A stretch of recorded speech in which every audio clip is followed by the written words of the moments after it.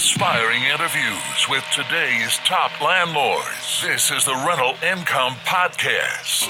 And now, Dan Lane. I've got a pretty inspiring story for you on the podcast today. On paper, my guest today should not own any rental properties. He had a lot of things going against him. When he first started, he didn't have any money.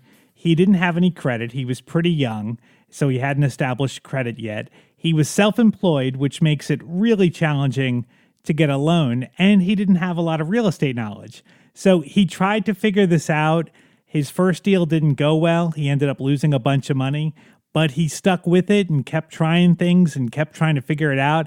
And today he has figured it out, and he's got a couple of properties that are all doing really well and making him money. So I think this is going to be a great inspirational story about the power of rentals and how if you just stick with it, this can really work out. So let's take a real quick break. We'll thank our sponsors. We'll come right back and we'll meet Nick Beverage from North Idaho. Are you looking for actionable steps to create wealth and passive income?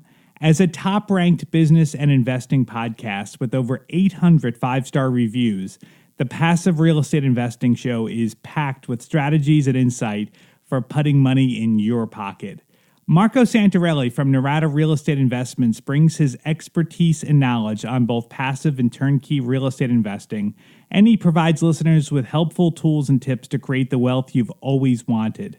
Head over to iTunes or Google Play today and subscribe to Passive Real Estate Investing Podcast, or visit PassiveRealEstateInvesting.com. That's PassiveRealEstateInvesting.com. The first step in buying a rental property is to get pre-qualified, and I would suggest you work with a lender that specializes in working with investors, because the last thing you want to have happen is to get to closing and find out the money's not there and you can't close. The lender that I recommend is Chaley Ridge from Ridge Lending Group. She's a nationwide lender, and she'll pre-qualify you for free if you mention Rental Income Podcast. Find out more today. Contact Chaley at ridgelendinggroup.com. That's RIDGE lendinggroup.com. NMLS 42056. Hey, Nick, welcome to the podcast. Before we get into your story, why don't we start real quick with you giving us a real quick 30-second bio so we can get to know you a little bit. Sure. Yeah. And thanks for having me on, Dan. I appreciate it. Of course. So my name's Nick Beverage. I'm an agent and an investor here in North Idaho. 31. I've been doing this for going on my 9th year now. And I spend the majority of my time working with clients, helping them buy and sell real estate. Okay. And I would like to eventually just focus more on just investing and buying more rentals. So did you become an agent first, or did you start investing in rentals first? My very first property I bought as a rental. So, but I failed miserably at it. I was 20 years old. I bought in the wrong location. I paid too much. I bought at the wrong time, 2008. And it was a negative cash flow of like about $300-400 a month. So my first experience was not great, and that's what made me think I should just get my real estate license so I can learn more about real estate. Yeah. All right. So let's talk about that, because a lot of times I see this happen all the time. People get excited. They want to get into real estate. They buy a rental property. Things don't work out. They don't go according to plan. And then they just give up and they say, this just isn't for me, or this is a scam or whatever. What made you want to stick with it after having that horrible experience for your first deal? Yeah, sure. So I read Rich Dad Poor Dad, and that made me convinced that I'm going to spend my life being an entrepreneur and invest in real estate no matter what. Okay. I also saw my mother buy a house that she moved into for 1 year and then sold it the next and made $80,000. Wow. And during that year, she worked really hard at Disney World, actually. Okay. And she only made $12,000. And so I saw the big difference of her working really hard and then just buying real estate and selling it. So at that time, I had kind of a skewed idea of what investing was. That was just simply lucky appreciation, but it made me convinced that investing in real estate might be smarter than trying to work for a living. Absolutely. Yeah. So what do you think you learned from that deal? Like, just so that we don't have to make the same mistake. Like, what did you do? What would you do differently today with that property if you were to buy it today? So I would make sure that it cash flowed first. Okay. I So would make you sure that I weren't got better financing. okay. So you weren't even looking at the cash flow. You bought the property and you just assumed that you would make money without really having a good understanding of the numbers. Yeah. No, Okay. I had so my whole life growing up, watching my parents buy and sell houses, they didn't buy them as investments. They just moved into them, resold, and moved to the next. But I saw them make big chunks of money every time they did that. So Right. I just had it ingrained in my mind that when you buy houses and sell houses, you make money. Right. Okay. Okay. But I was I was wrong. Right. Right. Yeah, you really do have to know what you're doing. So do you still have that property today or did you sell it? No, so I did a deed in lieu of foreclosure back in 2011 ish. Okay. It was I spent about a year and a half fixing it up, put about 15,000 of my own money into it, which was a lot for a 20-year-old. Sure. And then I moved out of it and it was vacant for about 11 or 12 months. Wow. I couldn't get it rented.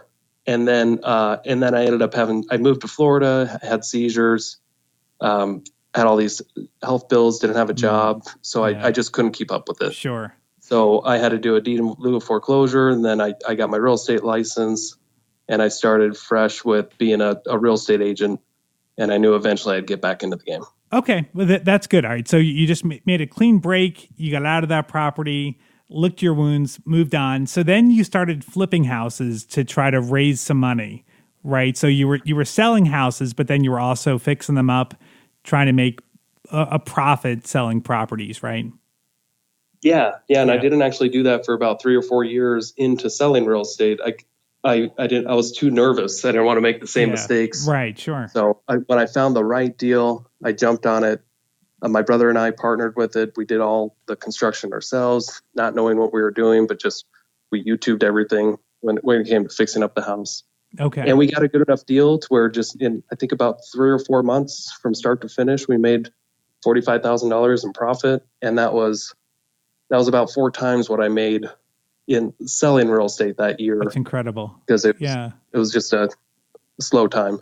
Yeah. All right. So then when did you first get back into rentals? Like, so I guess you did a couple of flips, and then what made you want to keep a property instead of flip it?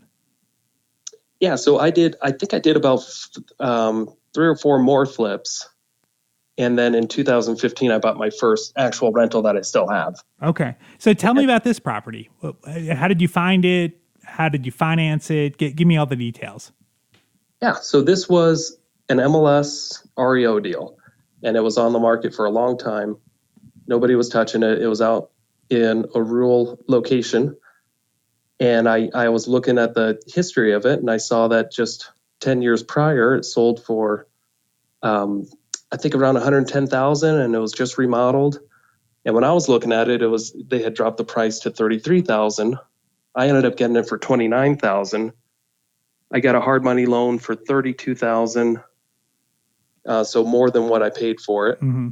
And then I put an additional 9,000 of my own money into fixing it up, and I was able to get it rented out fairly quickly before I even finished the project for $850 a month. And about a year and a half after that, I refinanced it with conventional financing, and I did like the Burr strategy. Okay. And pulled out $22,000. Wow. Okay. So let's unpack that. So you buy a property, and like those numbers are really good. So you were borrowing hard money. So this is a short-term loan at a high interest rate. Do you remember what the interest rate was on that property? Yeah, it was 12%. Okay. So you were making money on that, even paying 12% interest because the numbers were so good, right? Oh yeah, definitely. That's awesome. awesome. I was still cash flowing a couple $100 a month. That's incredible. So why did you wait a year and a half to get out of that loan? Because like if you got a regular loan at 5-6%, whatever the rates are, like you would cash flow just that much better. Why did you keep that 12% loan for so long? Because it was simply I just didn't qualify for a conventional loan. Okay. So it took me a while to actually qualify. Right. Okay. And the funny thing was when I actually qualified just shy of a year after, However, my lender and I, we made a mistake. We didn't realize that with a Fannie Mae cash out refi, it has to be in your personal name for at least 6 months. And it was still in my LLC. So we had to delay it another 6 months. Okay. Well, I think that goes to show that you're someone that you're self-employed. So, and that's probably a big part of the reason why you were having trouble. So you're self-employed, you're just starting out, you didn't have much money, but you were able to get into this property without any of your own money, and you actually refied and took money out, and you made cash flow along the way. I mean, that's really pretty incredible. So no, it was great. Yeah. I'd do it again. Now, many times over if I could. Did you self-manage that property, or do you have a property manager? So I actually did. I did for the first six months or so. And I, just to get my feet wet with it, I always knew I wasn't going to be in the property management business for long. Mm-hmm. But I wanted to just kind of learn the ropes a little bit. Yeah, I think that's good. I think that's important. And then I realized, after they said they wanted to break their lease and move out early, I'm like, okay, now's the time to get a property manager because I don't have the cojones to stick them to the contract. Right. Okay. And set up the supply guy. I'm like, oh yeah, sure. Go ahead and move out. It's just not I'm not a good property manager. Well, that's good. You recognize that and got out of it, because you do not have to manage properties and to own rental property. So how did you said this property was in a town about 45 minutes away? It was, Is that right?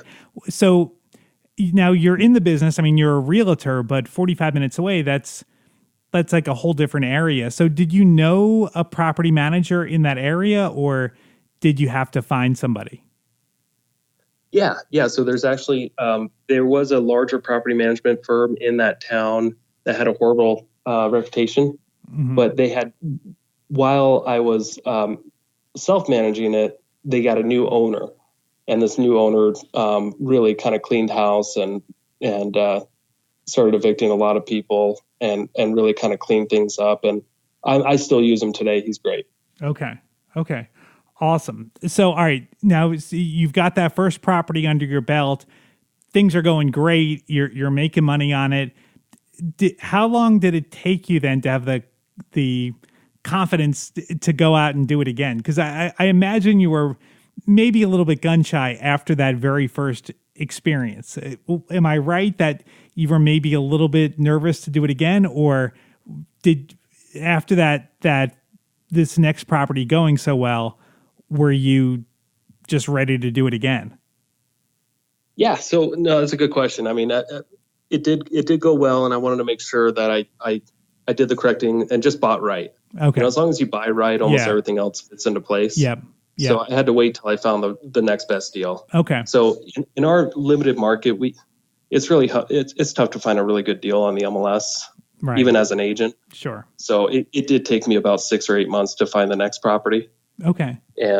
And when I pieced that together, I just did another low money down MLS deal, and I actually financed it directly through the bank that was selling it. Wow. Okay. So how did that work? So you saw the MLS listing, and in the listing, did they advertise that we'll sell you this house and give you the financing at a low rate or low down payment or something? Kind of, yeah. Okay. So but not to the public. So it was in private realtor remarks. Okay. In this listing that, and it was actually a USDA property. So it was a government property. Okay. And because it was on the market for longer than they wanted, they once in a while they'll throw out this program where it's a I forget what they actually call it, some sort of non-qualified loan. Okay. Or non-program loan. And that's basically where they just offer to finance it directly with them, with an investor. They only need 5% down. And me being an agent, I got paid 3% for buying it. So I really just put 2% down. Wow. On this property. And it was a 3.5% interest rate, amortized over 20 years. And it was only a $43,000 property. So the payments were like $400 a month. Yeah. And I got it rented after I fixed it up a little bit. It was just a cosmetic remodel. No, I got it rented for $755. pretty quickly. That is really incredible. All right, so they wanted a 5% down payment, but you're getting 3% as your commission, so you only had to come out of pocket with 2%. They're offering you a 3.5% loan. I mean, that is really just incredible. Have you seen other deals like that out there, or was this just a 1 in a million type deal that you found? I've been looking ever since. Okay. I haven't found another USDA property quite like that works so well. That is really awesome. The REOs have really gone down in this area. There's not a lot of bank-owned properties anymore. Yeah. But I'm sure that will change in the future. Yeah. I mean, you just gotta just few and far between now. Just gotta be patient. But I mean, at least you know they're out there. So it's just a matter of waiting for that one to come up. Now, you also have bought a building that I guess it's a single family house, but you're converting this into a fourplex. Yeah. So I got this property directly from this owner before it got foreclosed by the county for not paying his taxes. Okay. He didn't pay his taxes for about 4 years, and they absolutely destroyed this house. So I bought it for $110,000, and it was a 2,600 square foot house with a basement and a shop. And it also had this little room off the side of the house, or off the back of the house, with a little kitchenette that could be a studio if you just closed it off. So I basically converted it into 4 units. Okay. It had a separate entry to the basement. So what I did was the entry to the basement on the interior, we closed that off completely. Mm-hmm.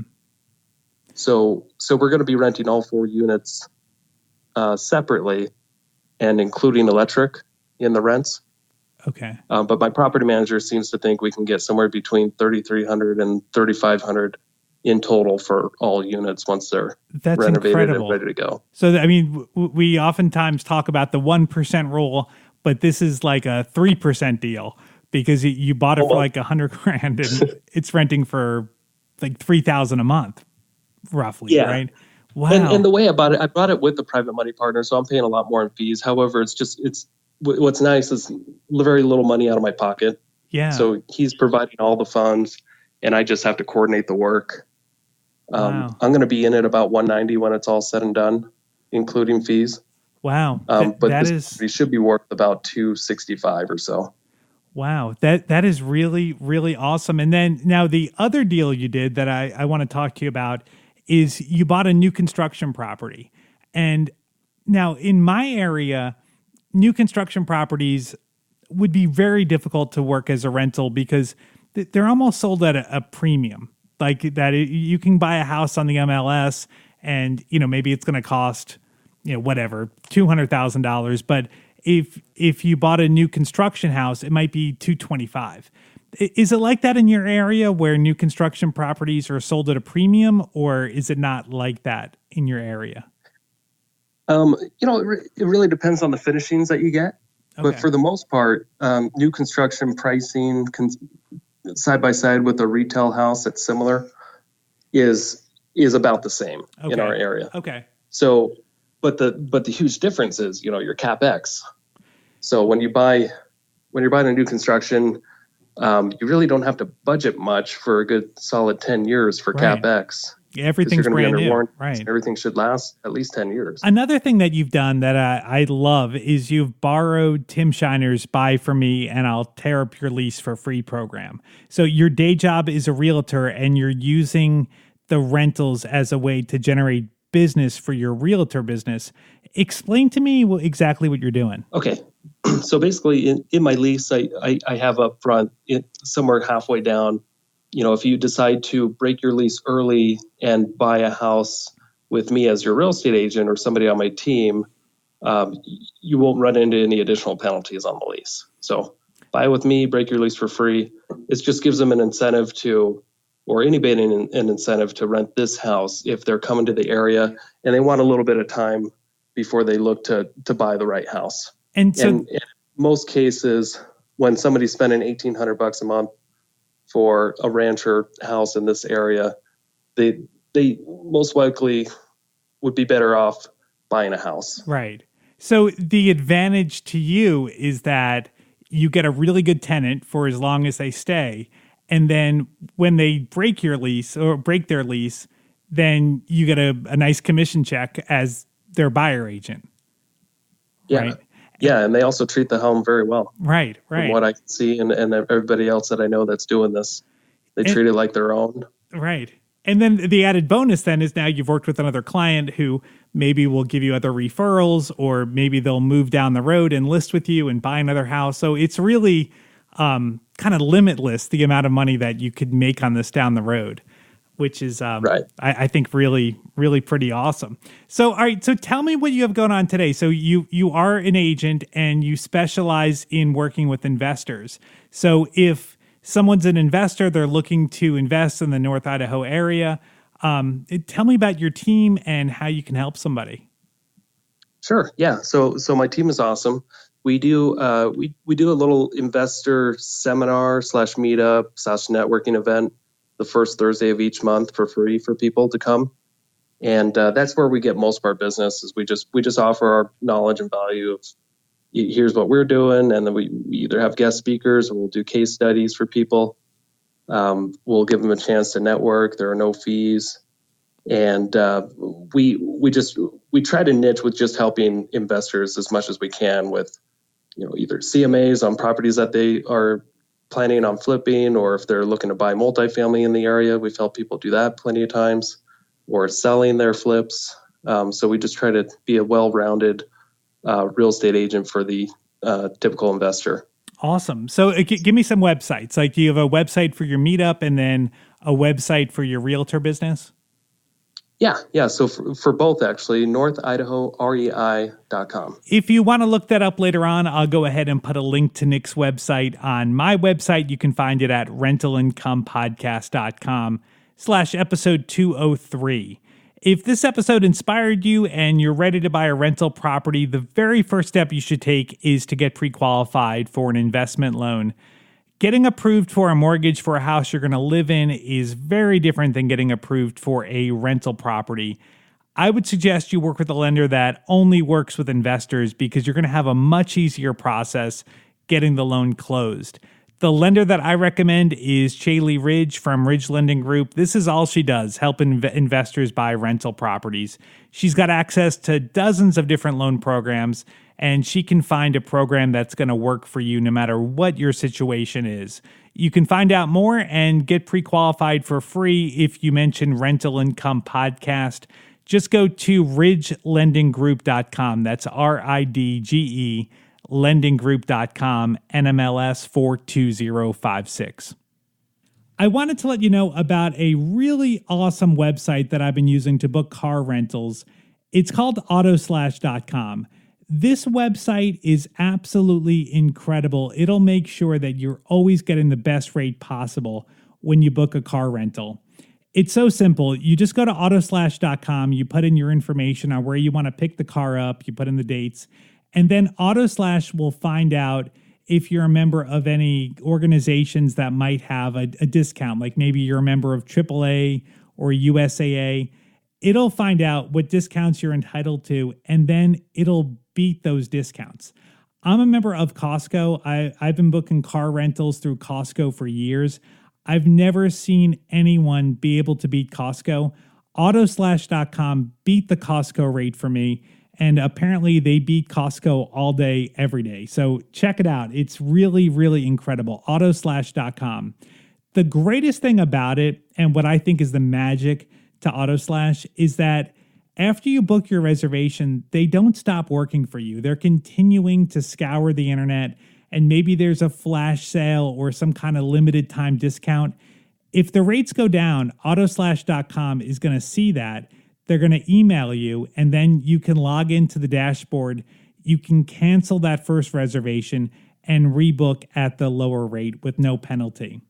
The greatest thing about Autoslash, it's totally free. Doesn't cost anything to use it, and it's going to save you a bunch of money. So I would definitely 100% recommend that the next time you need to book a rental car, you book through Autoslash. I'm a customer for life. I think this is the absolute greatest website out there for car rental booking. Autoslash.com. That's AUTOSLASH, autoslash.com. Autoslash.com. Thank you so much for tuning in. We've got a new episode for you next Tuesday. My name is Dan Lane, and this has been the Rental Income Podcast.